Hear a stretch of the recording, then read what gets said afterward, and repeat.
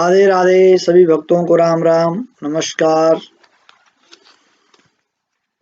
कार्तिक महात्म्य 13वां अध्याय। नमोस्तुनन्ताय सहस्रमूर्तये सहस्रपादाय सुरवाहवे सहस्रनाम्नाय पुरुषाय सत्सवे सहस्रकोटियुगधारणे नमः। शान्ताकारं भुजगशयनं पद्मनाभं सुरेशं विश्वाधारं गगनसदृशं मेघवर्णं शुभांगं लक्ष्मीकान्तं कमलनयनं योगविद्यानगम्यं वन्दे विष्णुं भयभवहरणं सर्वलोकैकनाथं। कृष्णाय वासुदेवाय हरये परमात्मने प्रणतक्लेशनाशाय गोविन्दाय नमो नमः। हरे कृष्णा कृष्णा कृष्णा हरे हरे हरे राम राम राम हरे हरे। बंसी विभूषित कराधरणीरदाभात् पीताम्बराधरणबिम्बफलाधरोष्टात् पूर्णेन्दुसुन्दरमुखारविन्दनेत्रात् कृष्णात् परं किमपि तत्त्वं न जाने। गुरुर्ब्रह्मा गुरुर्विष्णु गुरुर्देवो महेश्वर गुरुसाक्षात् परं ब्रह्म तस्मै श्रीगुरुभ्यो नमः। बोले सद्गुरु महाराज की जय। कृष्ण बलदेव की जय। सत्य सनातन धर्म की जय। आज के आनंद की जय। कार्तिक महात्म्य की जय। कार्तिक मास की जय। हरे कृष्णा हरे राम राम राम हरे हरे। आज 12 नवंबर 2020 गुरुवार, द्वादशी तिथि, गौवत्स द्वादशी भी इसको कहते हैं। गौ और बछड़े की पूजा की जाती है आज के दिन। और कार्तिक महात्म्य का 13वां अध्याय। इतनी कथा सुनकर राजा पृथु ने कहा, हे महाराज, कृपा करके भगवान की पूजा का महात्म्य कहिए। तब नारद जी कहने लगे कि हे राजन, जो हंसी में भी भगवान का भजन करता है वह भी परम पद को प्राप्त करता है, और जो श्रद्धा भाव विश्वास भक्ति के साथ में जो भगवान का चिंतन करता है, भजन करता है, उसकी तो लीला अपरंपार है। परंतु जो श्रद्धा पूर्वक भजन करता है उसका तो कहना ही क्या है।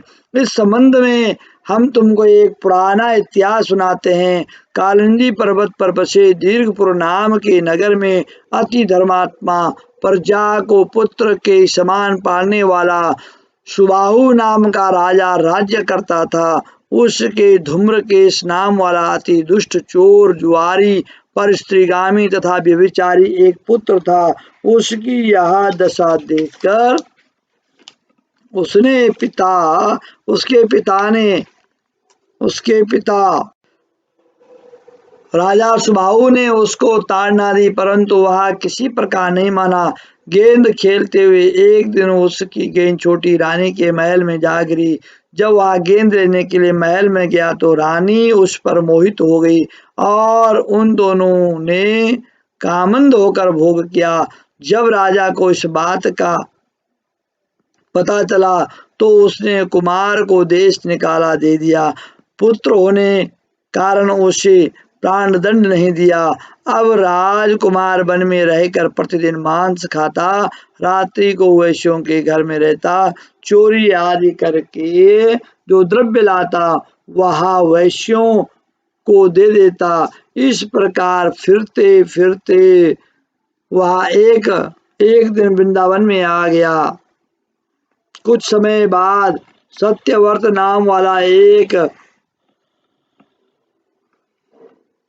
भगवान विष्णु का भगत अपना घर बार छोड़कर कार्तिक मास में भगवान का पूजन करता हुआ वह भी वृंदावन में आ गया और केवल कंद मूल फल ही खाता। वह नित्य भगवान से प्रार्थना करता कि हे भगवान, इस दुख रूपी समुद्र में डूबते हुए मुझ दीन की रक्षा कीजिए। श्री राधा जी सहित मैं आपको नमस्कार करता हूँ। वह प्रेम में मग्न होकर रोने भी लग जाता। इस प्रकार वह नित्य प्रतिकृत करता। दैव योग से एक दिन धूम्रकेतु ने उस ब्राह्मण की यह क्रिया देखी। जब रात्रि को घर आया तो वहां आकर वैश्य के सामने उसने भी मिट्टी की मूर्ति बनाकर वैसे ही सब कृत्य किया।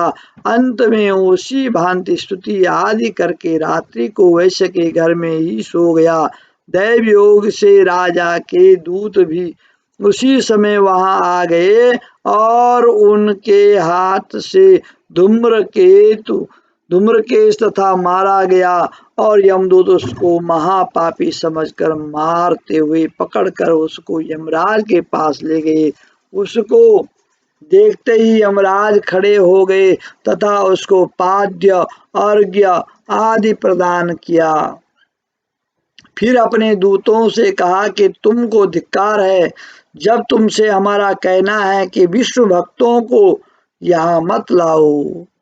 यमराज ने अपने दूतों को कहा हुआ है कि जो अंतिम समय में मेरे प्रभु का नाम लेते हैं और जो निरंतर प्रभु का चिंतन करते हैं, नाम लेते हैं, उन विष्णु भक्तों को यहाँ मत लाओ, यमलोक में मत लाओ।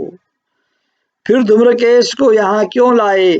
उसने चाहे हास्य से ही कार्तिक मास का व्रत वृंदावन धाम में किया, मगर फिर भी यह बैकुंठ में जाने की योग्य है।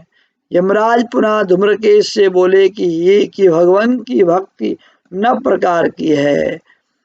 उनकी कथा सुनने से राजा प्रक्षुत, कीर्तन से सुखदेव, स्मरण से प्रहलाद, पाद सेवन से लक्ष्मी, पूजा से पृथु, वंदना से अक्रूर, दास भाव से सुग्रीव, मित्र भाव से अर्जुन, आत्मनिवेदन से राजा बलि, इनका उद्धार हुआ है। इन्हों प्रकार की भक्ति है। परम पद को प्राप्त किया, इन लोगों ने परम पद प्राप्त किया। उसी प्रकार तुमने भी चाहे मजाक में हास्य से ही भगवान की पूजा की है, मगर फिर भी तुम स्वर्ग के अधिकारी हो। यद्यपि तुम अपने कर्म अनुसार पहले नरक के अधिकारी थे, मगर अब वैकुंठ के अधिकारी हो। कार्तिक मास में की गई भगवान की पूजा व्यर्थ नहीं जा सकती। जहाँ पर भगवान शालिग्राम है, वहाँ पर ही गंडकी नदी और सब तीर्थ हैं। तब धूम्रकेश यमराज से पूछने लगा कि भगवान सब नदियों को छोड़कर गंडकी को कैसे प्राप्त हुआ? यमराज कहने लगे कि किसी समय वेदशिरा नाम के ऋषि सब लोगों के हित के लिए गंगा तट पर तपस्या कर रहे थे। उस रमणीक स्थान में उनके तप से इंद्र अत्यंत भयभीत हुआ और उनकी तपस्या को भंग करने के लिए मंजुघोषा नाम वाली अप्सरा को भेजा। मंजुघोषा वन में क्रीड़ा करती हुई अपने यौवन तथा रूप का प्रदर्शन करके अनेक हाव भाव दिखाने लगी। उसी समय मंजुघोषा ने मुनि के चरण का स्पर्श किया तो ऋषि के रोमांच खड़े हो गए, रोम खड़े हो गए। उस समय मंजुघोषा ने ऋषि को अपने वश में जानकर उनके गले में अपनी भुजाएं डाल दी। तब ऋषि ने क्रोधित होकर श्राप दिया कि क्योंकि तुम मुझे इस संसार सागर में डालने को उद्यत हुई हो, सो तुम नदी बन जाओ। तब मंजुघोषा कहने लगी कि हे मुनि, मैं श्राप योग्य नहीं हूँ, आप मुझे क्षमा कर दीजिए।